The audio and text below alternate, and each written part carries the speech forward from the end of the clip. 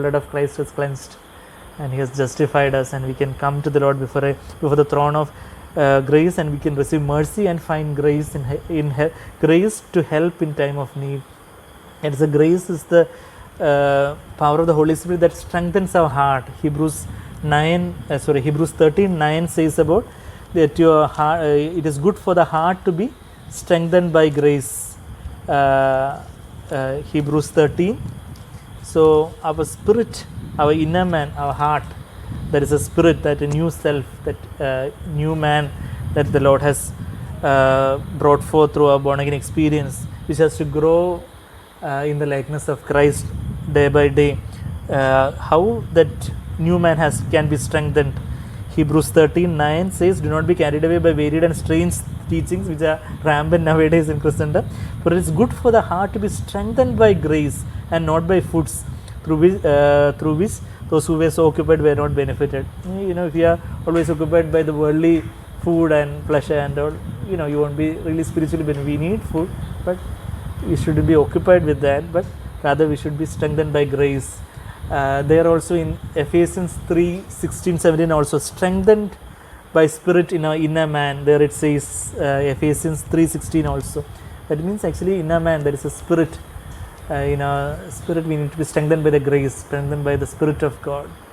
So what I'm trying to tell you is that when we are, of course there can be many temptations, so many varied temptations we were seeing from Sermon on the Mount, and we saw God's faithfulness in not allowing us to be tempted beyond what we are able to bear, and how we are tempted. And when we are tempted, we have this great forerunner, Jesus, who has overcome everything, and we should never be discouraged even if you have fallen into temptation. And how Jesus overcame?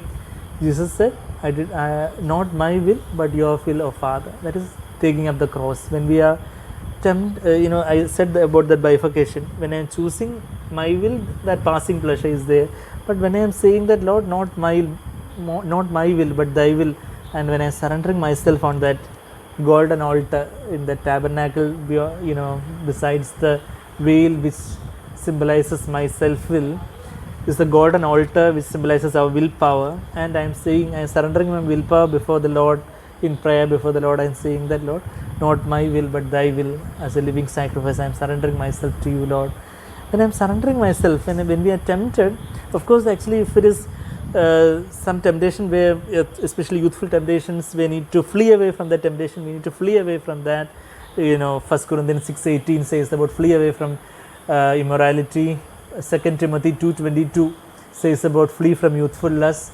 Genesis 39:10, we have the example of Joseph, where Joseph, he refused to be with her, Potiphar's wife, and he also fled away into another room when she tried to tempt him. So like that, the youthful temptation and all, we need to flee away. But at the same time, sometimes it will be in our mind. Sometimes the temptation, as I said, it will be to anger or bitterness or anxiety or whatever be the temptation. When these comes into our mind, we need to surrender before the Lord. Youthful temptations, we need to flee away from there physically, and we need to flee to where? Flee to the Lord, flee to godly fellowship, or flee to somewhere public place where we are not that tempted in that way. So, and we need to cry out to the Lord, and we need to surrender ourselves. Jesus, Hebrews 5:7 says that Jesus cried out to the Lord with loud cryings and tears. I don't have time, but I'll, Hebrews 5:7, I'll just read. In the days of his flesh, many people think that Hebrews 5:7 is referring to the Garden of Gethsemane. No, it says about the days of his flesh, not just one particular day of his earthly life. മലയാളത്തിൽ ഐഹിക ജീവകാലത്ത് എന്ന് that is translated like that, but in the days of his flesh, he offered up both prayers and supplication with loud crying and tears to the one who is able to save him from death, and he was heard because of his piety. That is not about the physical death that he prayed to. He prayed, not to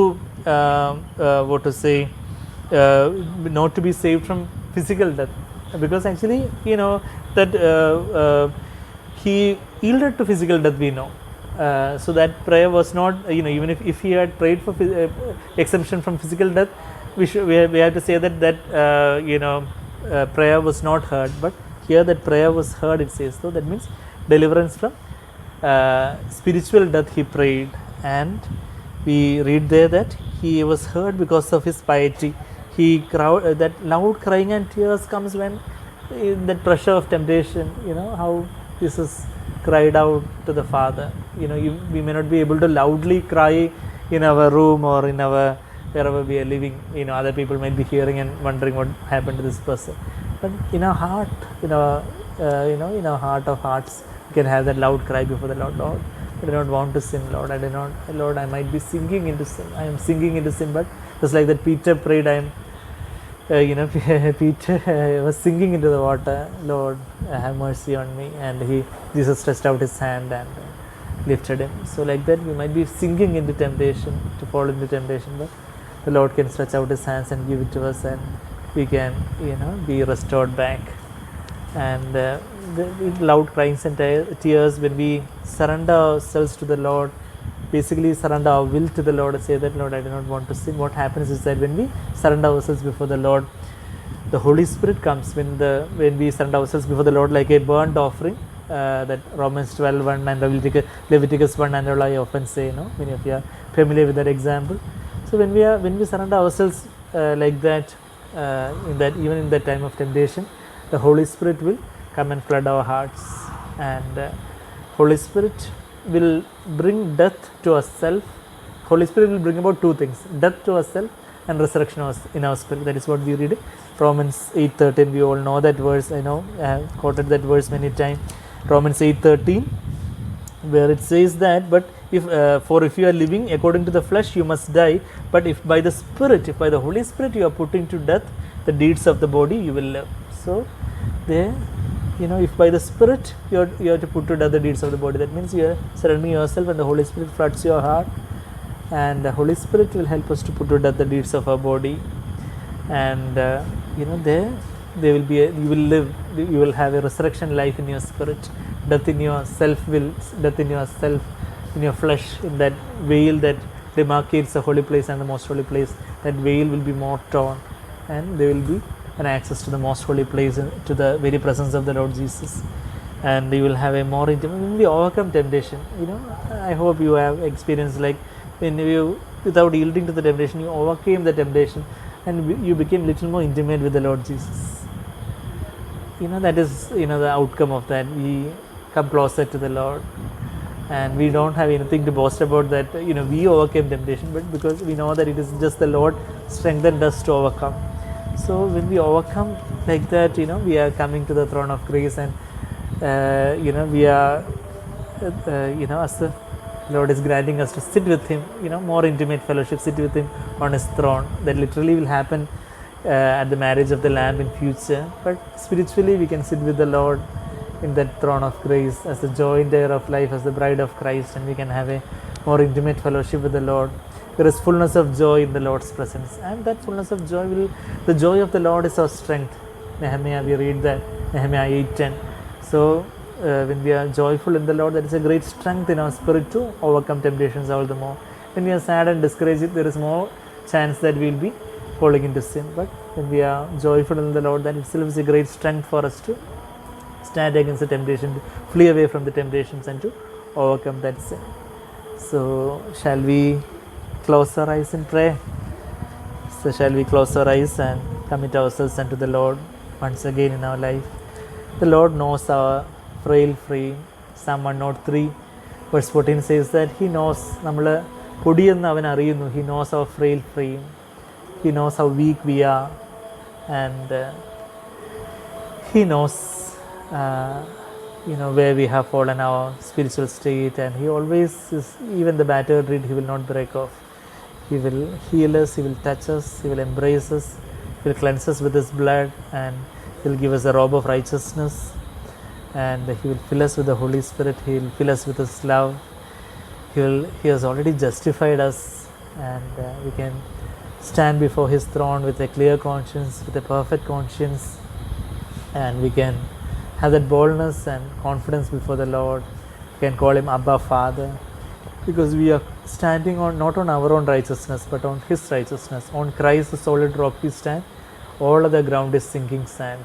So, shall we pray to the Lord? Loving Heavenly Father, thank you for this blessed time. Cleanse our hearts with your blood and flood our hearts with your Holy Spirit. Help us to be more closer to you. Help us to be nourished in your word, to Lord, to more rooted in your word, to hear you often, and to be Lord, strengthened by grace, the power of the Holy Spirit in our spirit. And Lord, when our new man, when our new self is strong, and that new man will be able to strong enough to ward off the temptations which comes from our flesh, Lord. Thank you, Lord. Thank you, Jesus, that you are a forerunner. You have overcome, and Lord, we can also overcome just as you overcame, Lord. And Lord, thank you for the hope that you are giving us, and thank you, Lord, for everything, all the resources that we have to overcome sin. Just the same resources which you all had, Lord. The only resources which you had, that power of the Holy Spirit and the Word of God, you are giving it to us also, Lord. And we also want to follow your footsteps. We do not want to be discouraged. We want to be wholehearted disciples of yours. Help us, help each one of us, Lord. Glorify your name alone. In Jesus' precious sweetest name we pray. Amen.